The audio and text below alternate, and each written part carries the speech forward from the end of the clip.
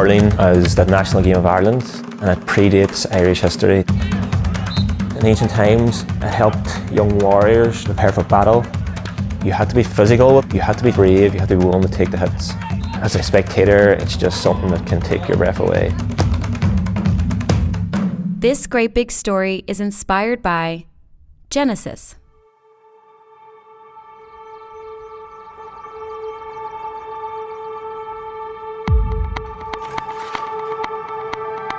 Growing up, my grandfather always told me that the two most Irish things you could do was to speak the language and to play hurling. Now, my Irish isn't fluent, but I am a hurler. I developed my skills in this very garage here. You'd be in here 1-2 hours a day just striking the ball off the wall. I'm from Donegal. It's a county in the northwest of Ireland. Donegal will be a very rural area. Hurling wouldn't be as popular here as it would be down south, but people dedicate their lives to it.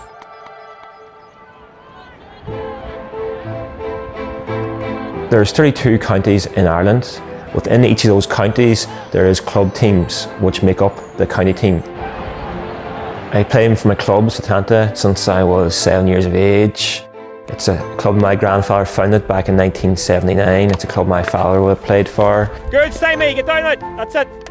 And then when I was 16, I started playing senior level for Donegal. Over the last number of years, I've been captain of Donegal, which has been a privilege for me. Come on, Donegal, let's lift the heads. Because you're representing both your club and your county and your teammates.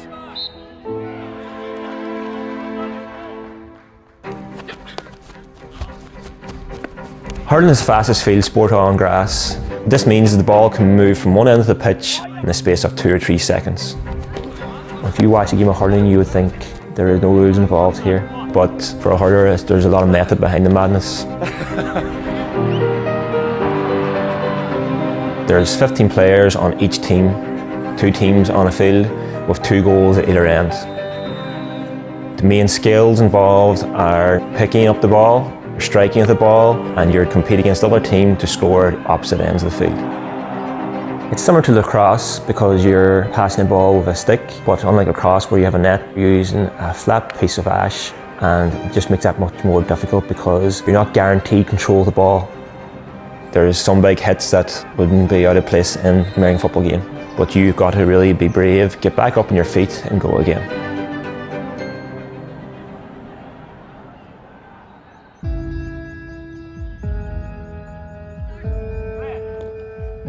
Back in the 19th century, when Ireland was under British rule, the rise of hurling came in concert with the rise of the independence movement. Try to catch. Good. In many parts of Ireland, especially in the north, playing the game of hurling is not just about playing a sport, it's about keeping your Irish identity, keeping your Irish history alive. It becomes more important than your job, more important than anything else by your family. And hold, lads, okay? Hold the ball. Once a young lad picks up a stick, he strikes a ball. Over time, he develops a connection to the game because it's raw, full of passion. It just represents everything what Ireland's about.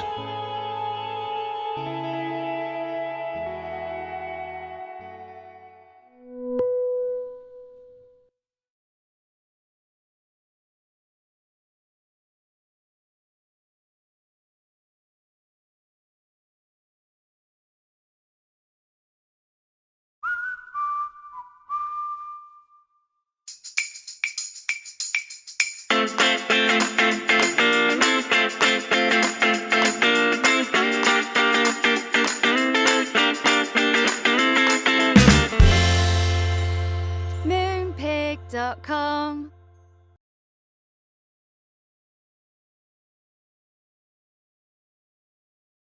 Here's what's coming up on 60 Minutes Sports. And Walter Welsh has a chance here, lays it off to TJ.